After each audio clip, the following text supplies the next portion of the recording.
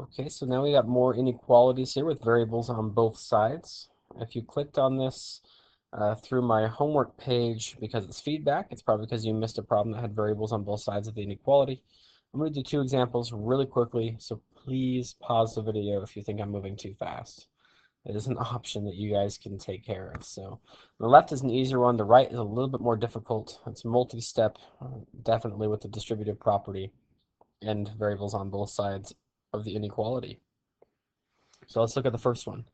Negative 2x plus 4 is greater than 6x minus 12. Always simplify first. Is there any distributive property? No. Combining like terms over here or over here? No. But there are variables on both sides, so I'm going to move them. Now you can subtract 6x from both sides in this case, but I'm not going to because I want to try to keep my coefficient positive. So what I'm going to do is add 2x to both sides and then bring everything down that comes down. These cancel out. 4 is greater than 8x now, minus 12. And now we're to a two-step equation. I'm pretty sure if you pause the video, you could solve it from here. Well, now we're going to get rid of the constant.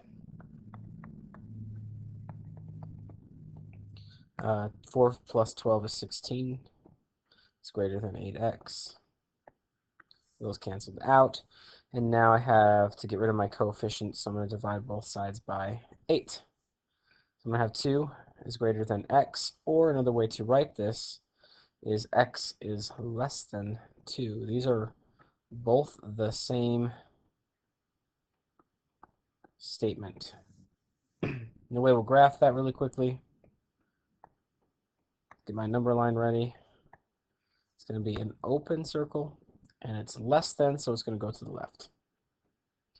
So everything smaller than 2, or anything left of 2, is going to be a solution to this inequality right up here.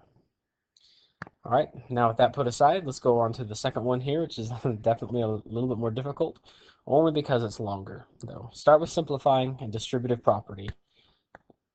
I'm going to distribute this 2 inside my parentheses. If you remember our little area model from class, make a table. First factor is a 20. Second factor is d minus 4. 20 times d is 20d. 20 times negative 4 is negative 80. All right, so that's going to be 20d minus 80. Bring down everything else, plus 9d less than or equal to 8 plus 5d. I'm going to erase this table model now to get it out of my way. Now, the next part of simplifying is combining like terms, and I do have like terms here and here. 20d and 29d combine to make 29d here. Minus 80 is less than or equal to 8 plus 5d.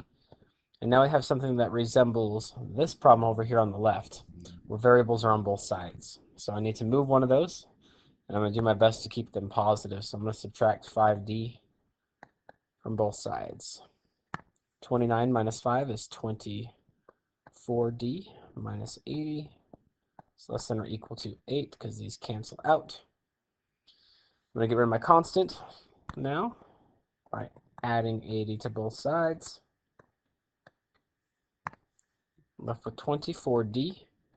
It's less than or equal to 88. And now the last step, let me scroll down just a little bit here. Now I have to get rid of my coefficient. That's not too hard though. All we have to do, divide both sides by 24.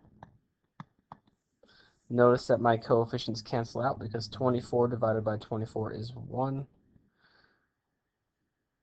And now I'm left with d is less than or equal to 88 over 24, which reduces down to about 3. It's 3 2/3. I'll just write the mixed number here. If I were to put that on a number line, though, use my increments probably of a third. Go up a third would take me to 4. Go down a third would take me down to 3 1/3, which is fine by me. It's going to be a closed circle. because it's less than or equal to. Less than or equal to. Less than means go to the left. That's how you do it.